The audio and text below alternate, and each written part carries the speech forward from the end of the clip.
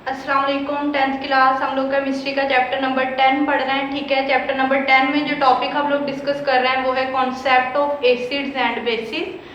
और कल के लेक्चर में जो कॉन्सेप्ट स्टार्ट किया था वो था Lewis concept of acids and bases, जिसकी हमने इंट्रोडक्शन पढ़ा था और कुछ एग्जांपल्स डिस्कस की थी। दो इक्वेशंस यहाँ पे मेंशन है आपकी बुक पे, पेज नंबर 25 पे। ठीक है, वो हम लोगों ने डिस्कस की थी लिविस के मुताबिक। जो हमने कल पढ़ा लिविस कॉन्सेप्ट के मुताबिक कि लिविस के मुताबिक उन कंपाउंड्स को लिविस ने एसिड कहा जो कंपाउंड्स इलेक्ट्रॉन पेयर को एक्सेप्ट करेंगे। ठीक है, किसी भी दूसरे एटम से वो इलेक्ट्रॉन पेयर को एक्सेप्ट करेंगे, वो कंपाउंड लिविस के मुताबिक एसिड्स होंगे।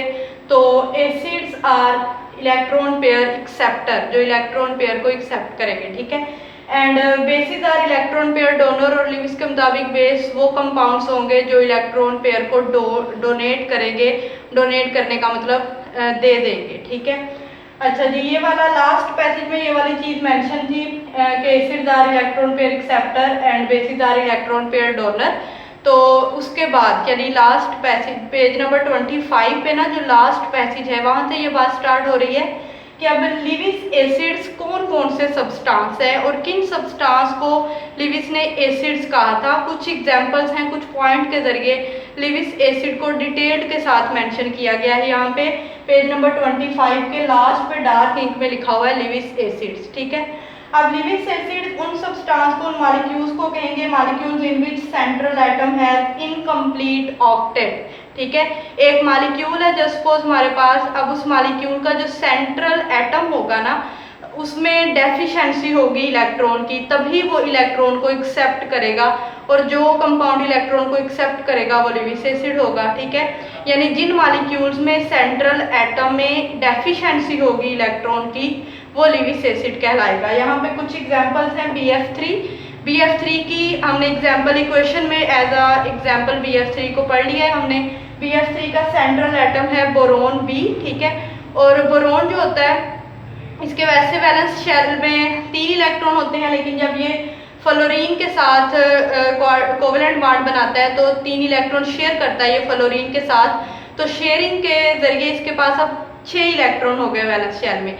मजीद डेफिशिएंसी है इसके पास 2 और इलेक्ट्रॉन की, तो इसलिए ये इलेक्ट्रॉन एक्सेप्टर हुआ कि इसको 2 और इलेक्ट्रॉन चाहिए, जो ये किसी भी और एटम से जिसके पास लोन पेयर होंगे उससे ये वो कर लेगा, एक्सेप्ट कर लेगा। ठीक है, इसी तरह AlCl3 का सेंट्रल एटम एल्यूमिनियम होगा Al। ठीक है, इसमें डेफिशिएंसी होगी तो ये एक्सेप्ट करने की टेंडेंसी रखेगा इलेक्ट्रॉन पेयर को, तो ये लिविस एसिड होगा। इसी तरह ये FeCl3 में ये आयरन Fe। ठीक है, ये सेंट्रल एटम है, इसमें डेफिशिएंसी होगी इलेक्ट्रॉन की। इन तमाम में यानी B में, Al में और Fe में इनके वैलेंस शेल में 6 इलेक्ट्रॉन इनके साथ शेयरिंग करके ना, Cl3 के साथ Al ने शेयरिंग की तो Al के पास 6 इलेक्ट्रॉन हो गए, इसके पास इसको मजीद 2 और इलेक्ट्रॉन चाहिए। इसी तरह आयरन ने जब Cl3 के साथ शेयरिंग की तो इसमें भी अभी भी डेफिशिएंसी है इलेक्ट्रॉन की। इनके वैलेंस शेल में 6 इलेक्ट्रॉन्स होते हैं शेयरिंग करके भी। ठीक है, तो मजीद 2 इलेक्ट्रॉन इनको चाहिए होते हैं, इसलिए सेंट्रल एटम जो होते हैं ना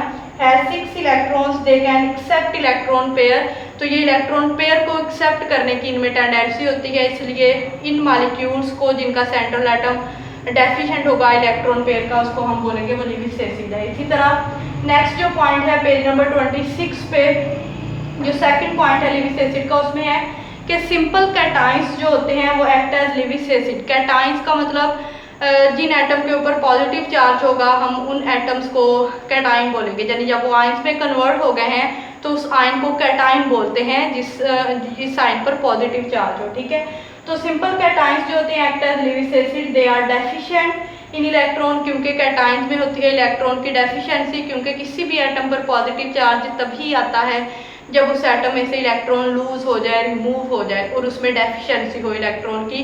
तो जब एटम में डेफिशिएंसी होगी इलेक्ट्रॉन की तो ऑब्वियसली वो इलेक्ट्रॉन को एक्सेप्ट करने की टेंडेंसी रखता होगा। जो एटम इलेक्ट्रॉन को एक्सेप्ट करने की टेंडेंसी रखे वो लिविस के मुताबिक एसिड होगा।